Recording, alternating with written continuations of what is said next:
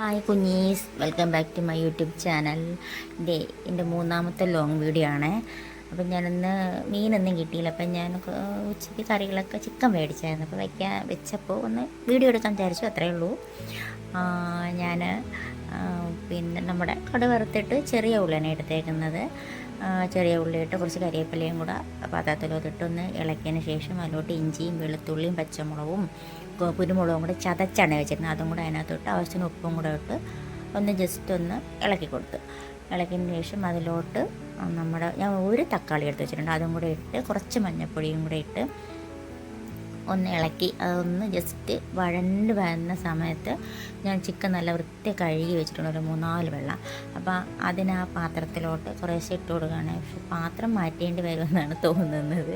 അതുപോലെ തന്നെ ആയിരുന്നു, കാരണം ഇത് ഫുൾ എണ്ണത് കൊള്ളത്തില്ലായിരുന്നു. പിന്നെ ഞാൻ ആൾക്കാലം അതിലോട്ട് അരപ്പും കൂടെ ചേർത്തപ്പോൾ കൊണ്ടില്ല, അതുകൊണ്ട് ഞാൻ പാത്രം മാറ്റി. പിന്നെ അപ്പം അതങ്ങോട്ട് വെച്ച് വേവുന്ന നേരത്തിന് ഞാൻ ഇതിൻ്റെ മസാല തയ്യാറാക്കി. വേറെ നല്ല മുളക് പൊടി, മല്ലിപ്പൊടി, നമ്മൾ ചിക്കൻ മസാലയും കൂടെ ഒന്ന് വറുത്തെടുത്ത്, ഞങ്ങൾ അങ്ങനെയാണ് ചേർക്കുന്നത്, വറുത്തെടുത്ത് ചേർക്കും.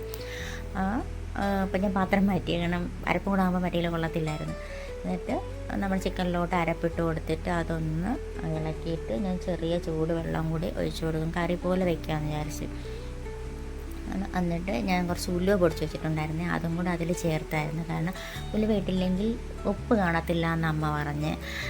ഉലുവ ഇട്ടാലേ നമുക്ക് ചിക്കനിൽ ഉപ്പ് പിടിക്കത്തുള്ളൂ, ഉപ്പ് കാണത്തുള്ളൂ, അല്ലെങ്കിൽ എത്ര ഉപ്പിട്ടാലും ഉപ്പ് കാണത്തില്ല.